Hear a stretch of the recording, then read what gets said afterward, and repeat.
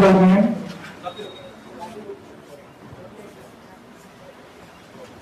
आज कक्षा 9 ले आयोजना गरेको फेयरवेल कार्यक्रममा हाम्रो निमन्त्रणा स्वीकार गरेर पाल्नु भएका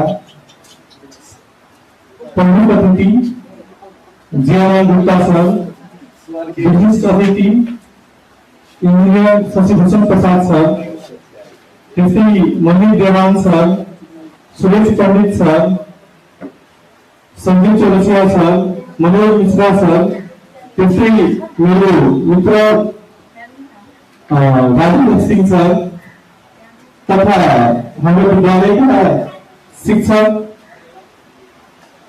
Valmiki Yadav sir, Neeraj Chaurasia sir, Kanhaiya sir, Shyam Sundar Kushwaha sir तथा हाम्रो इसी coordinator Ranjan Yadav sir, exam coordinator Poonam Kushwaha miss, लगायत सम्पूर्ण मिस मैडम सबै विद्यार्थीहरूमा मेरो अभिवादन। आजको यो जुन कार्यक्रम फेयरवेल जुन वर्ड छ यो सबैले मान्छेहरूले भन्ने हो कि यो विश्वको पनि कुरा यहाँ छ, खुसी र दुःखको कुरा छ। खुसी यो मानिन्छ कि हाम्रो विद्यार्थीहरू अब यहाँबाट 10 कक्षा पढेर एससी एक्जाम दिन गइरहेछन् जो भोलि अगाडि बढेर हाम्रो विद्यालय तथा आफ्नो अभिभावक सबैको नाम विश्वभरि नै चिनाइन्छन् भनेर हामी आशा राखिरहेछौँ। खुसीको कुरा यो हो र दुःखको कुरा यो छ कि हामीबाट बच्चाहरू छुटिरहेछ फिजिकल रूपमा।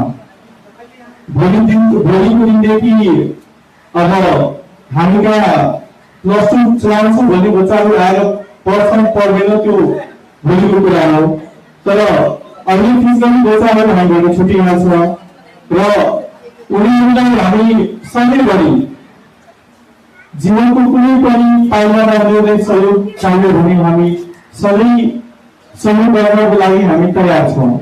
कार्य परिवार सधैँभरि तयार रहन्छ। त्यसैगरी जुन हाम्रो विद्यार्थीहरू 10 कक्षा 10 पास गरिसकेपछि या कुनै पनि विद्यार्थीको लागि जुन रिजल्ट आउँछ त्यो विद्यार्थीको रिजल्टको जुन ज्यादा सरले पनि भन्नुभयो कि सबभन्दा अगाडि पढाएको जुन शिक्षक शिक्षिका हुनुहुन्छ उहाँहरूले सबभन्दा बढी त्यसको चिन्ता पनि हुन्छ, खुसी पनि हुन्छ र त्यो बाहेकको अर्को हाम्रो विद्यार्थीहरूको अभिभावक जो चाहिँ बच्चाको प्रगतिको लागि सधैँभरि सोच्नुहुन्छ। शिक्षकको अभिभावक तिनीहरू मात्र हो, बाँकीले त भोज माग्ला मिठाई माग्ला तर बन्दै सुनिरहन्छ कि फर्मर लिएर तिमी पास गरेको र दिनले घुम्न पुग्छ। त्यो कुराहरू पनि छ। हामीले चाहिँ अगाडि बढ्नको लागि मेहनत गर्नै पर्छ। सफल हुनको लागि मेहनतै एउटा बाटो छ जसले हामीले हाम्रो मन्जिलसम्म गर्न सक्छ। बिना मेहनतको कुनै फल हामी प्राप्त गर्न सक्दैनौँ। यो सञ्चालन छ राजेन्द्र सिंह सरको। उहाँ सानोदेखि जो 6 क्लास हामीले पढेका हामी सँगै पढेको छौँ एउटै स्कुलमा 10सम्म।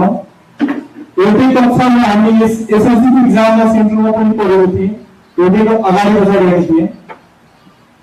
अनि सानोदेखि उहाँले रेडियोसँग धेरै लगाउ थियो। उहाँले चाहिँ एउटा सङ लिएर एफएमको रिले किनेर लिएर आउनुहुन्थ्यो कि यो मेरो घरको बाहिरसम्म टिकिरहेछ, एकचोटि यसलाई बजाएर चेक गरौँ हामी। मैले पनि साह्रै पनि यो टेक्निकल कुरा धेरै इन्ट्रेस्ट पनि हुन्थ्यो, रिपेयरिङ कुरा, टिभी खोलिदिने, कम्प्युटर खोलिदिने, जे पायो सबै खोलेर रिपेयर गरिहाल्यो। भएन भने लास्टमा टेक्निसियन लिएर जाने, कोही आफै सबै गरेर ट्राई गरिहाल्यो। उहाँको पनि जब थियो जुन कुरामा उहाँ अहिले चाहिँ नागरिक दैनिकको सञ्चालक रूपमा स्थापित हुनुभएको छ र धेरै मेरो आफूसँग पनि जोड्नु भएको छ र सबभन्दा बढी धन्यवाद जीवन सरलाई दिन चाहन्छु। अनि कक्षा 10 को विद्यार्थीहरू जुन भोलिको दिनमा इक्जाम दिन गइरहेका छन् उनीहरूले पनि इक्जामलाई मर्यादित रूपमा बसेर इक्जाम दिनु पर्यो। यसो नहोस् कि भोलिको दिनमा मरेर पनि फोन आओस् कि तपाईँको विद्यार्थी चाहिँ अवैधानिक क्रियाकलाप यहाँ गरिरहेको छ। अनि हाम्रो नाम चाहिँ पोजिटिभ वेमा चालैतिर छ, भोलिको दिनमा पनि पोजिटिभ वेमा नै चालैतिर होस् भनेर आशा गर्छु र एसीको विद्यार्थीहरूलाई सफलको लागि र 100% लागि शुभकामना दिँदै म आफ्नो 2 शब्द यति ल्याउँछु। धन्यवाद।